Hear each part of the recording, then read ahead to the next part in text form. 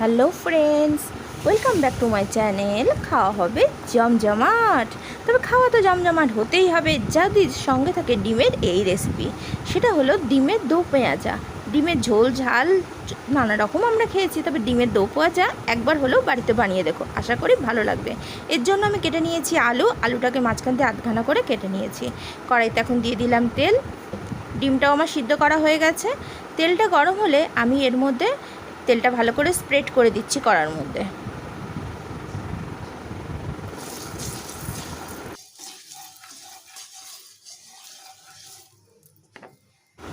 তেল এখন গরম হয়ে গেছে, এর মধ্যে দিয়ে দেবো কেটে রাখা আলুগুলোকে আমি ভালো করে লাল করে ভেজে নেবো। আলুগুলো ততক্ষণই ভাজবো যতক্ষণ না আলুগুলো নরম হচ্ছে। আলু ভাজার মধ্যে আমি এখানে নরম করে নেব। আলুগুলো ভাজার সময় একটু নাড়াচাড়া করব, করার পর আবার এটাকে আমি চাপা দিয়ে দেবো। চাপা দিয়ে যদি আলুটা ভাজা হয় তাহলে তাড়াতাড়ি ভাজাটা হয়ে যায়। ভিডিওটি সম্পূর্ণ দেখার জন্য স্কিপ না করে অনুরোধ করছি। এখন আলুর মধ্যে দিয়ে দিলাম নুনটা আলুর মধ্যে ঢুকেও যাবে আগে থেকে দিয়ে দিলে, আর আলুটাও তাড়াতাড়ি আমার নরম হয়ে যাবে। আলুটা আবার একটু নাড়াচাড়া করে দিচ্ছি। এবার এটাকে আমি চাপা দিয়ে দেবো।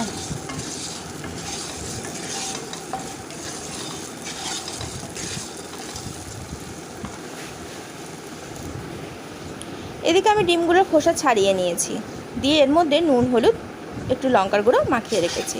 আলুটা এখন আমার ভাজা হয়ে গেছে। আমি এবার এটাকে কড়াই থেকে নামিয়ে নেবো। আলুগুলো সবকটাই নরম হয়ে গেছে। কড়ার মধ্যে আবার একটু তেল দিয়ে দিলাম। তেলটা একটু গরম হতে সময় নিচ্ছি।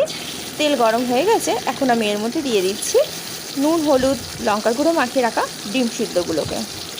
ডিমগুলো আমি হালকা করে ভেজে নেবো, একটু খুব বেশি ভাজবো না।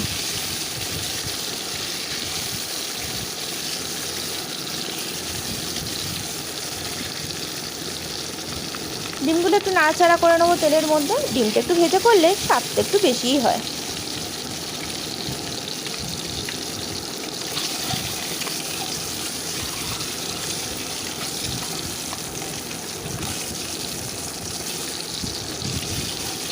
ডিমটা এখন প্রায় আমার ভাজা হয়ে এসছে।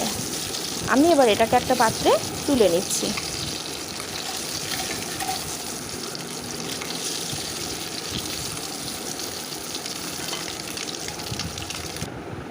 ডিম আলু দুটোই আমার ভাজা হয়ে গেছে। গ্রেভিটা বানানোর জন্য আমি মিডিয়াম সাইজে 4টে পেঁয়াজ সরু সরু করে কেটে নিয়েছি, আর নিয়েছি 10 কোয়া মতো রসুন, 1 ইঞ্চি আদা, আর পেঁয়াজের একটু এখানে পাপড়ি ছাড়িয়ে নিয়েছি, কারণ এটা দো পেঁয়াজা, দুরকম স্টাইলে আমি পেঁয়াজটা কেটেছি। একটা বাটির মধ্যে নিয়ে নিয়েছি একটা লবঙ্গ, একটা এলাচ আর এক টুকরো দারচিনি। তার মধ্যে দিয়ে দিলাম হলুদ গুঁড়ো, দিলাম নুন, ভাজা মশলা গুঁড়ো। ভাজা মশলা আমার চ্যানেলে আগেই দেওয়া আছে, আপনি দেখে নিতে পারেন। দিলাম লঙ্কার গুঁড়ো, দিচ্ছি কাশ্মীরি মির্চি গুঁড়ো। নুন ঝালটা তোমরা তোমাদের স্বাদ মতো বন্ধুরা করে নিও, আমি আমার স্বাদ মতো এখানে বানিয়ে নিয়েছি। দিলাম 1 চামচ মতো জিরে গুঁড়ো, আর দিচ্ছি 1 চামচ টক দই। এবার এটাকে জল দিয়ে ভালো করে মিক্সড করে নেব।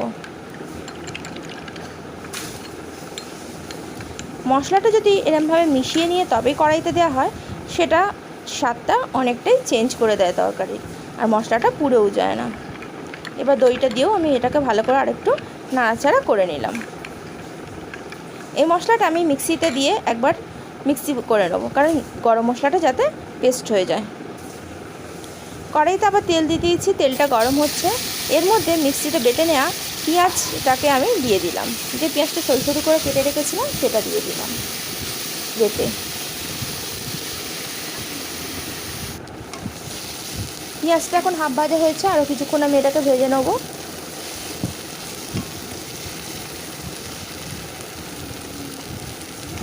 পেঁয়াজটাকে এখন আমি ভালো করে ভেজে নিচ্ছি। এর মধ্যে দিয়ে দিলাম আদা রসুনের পেস্টটাকে। আদা রসুনটাকে আমি আরও কিছুক্ষণ পেঁয়াজের সাথে ভেজে নেব, যতক্ষণ না এর থেকে কাঁচা গন্ধটা যাচ্ছে।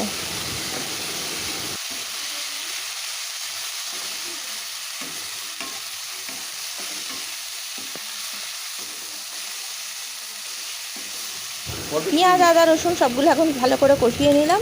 এর মধ্যে আমি দিয়ে দিচ্ছি যে মশলাটা আমি বাটির মধ্যে তৈরি করে রেখেছিলাম সেই মশলাটাকে। এবার একসাথে ভালো করে টোটাল মশলাটাকে আমি কষাতে থাকবো। এই অবস্থায় গ্যাসের ফ্লেমটা আমি মিডিয়াম করে রেখেছি।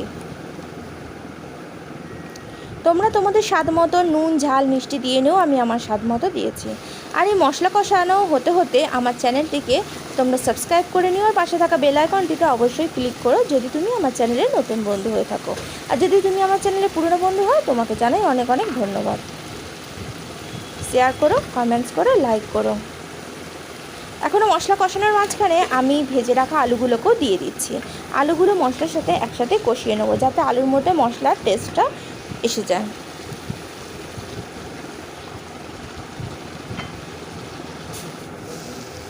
মশলা আলু ভালো মতন কষানো হয়ে এসছে। এখন মশলা থেকে তেল বেরোনোও শুরু হয়েছে। আরও এটা আমি 2-4 মিনিট মতন রান্না করে নেব।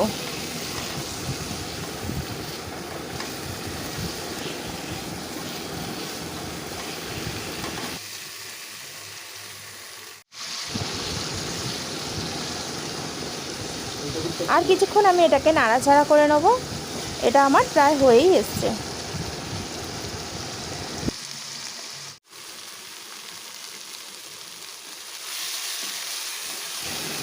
এখন মশলাটা আমার পুরোপুরি কষানো হয়ে গেছে, মশলাটা আমার রেডি। এই অবস্থায় আমি দিয়ে দিচ্ছি ভেজে রাখা ডিমগুলোকে। ডিমগুলো দিয়ে আলু মশলার সাথে একসাথে আমি কিছুক্ষণ আরও কষিয়ে নেব।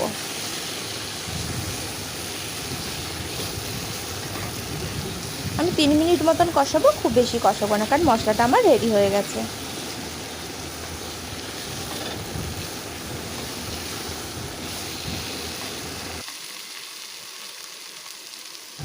এখন মশলার উপর দিয়ে দিলাম হাফ বাটি মতন গরম জল।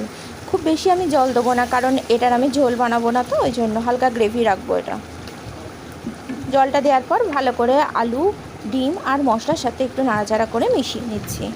এখন আমি যে পেঁয়াজের পাপড়িগুলো ছাড়িয়ে রেখেছিলাম সেগুলো উপর থেকে আস্তে আস্তে করে দিয়ে দিচ্ছি।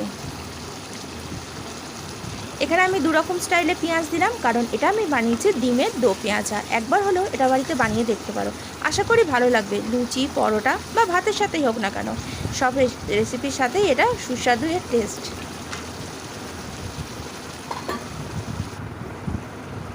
এখন এটা আমার রেডি। তোমরা যদি মনে করো উপর থেকে এর উপরে গরম মশলা ছড়িয়ে দিতে পারো, আমি গরম মশলাটা আগেই দিয়ে দিয়েছিলাম। আর যারা কাসুরি মেথি পছন্দ করো তারা উপর থেকে কাসুরি মেথিও এর মধ্যে ছড়িয়ে নিতে পারো। এখন আমার এই ডিমের দো পেঁয়াজা রেডি। আমি এবার এটাকে একটা সার্ভিং বোলের মধ্যে নামিয়ে নিচ্ছি। তোমরা এইভাবে বাড়িতে বানিও আর কমেন্টস করে আমাকে জানিও তোমাদের কেমন লাগলো রেসিপিটা। বলে আমি এবার এটাকে নামিয়ে নিয়েছি। এখন আমার রেডি, শুধু পরিবেশন করতেই বাকি আছে।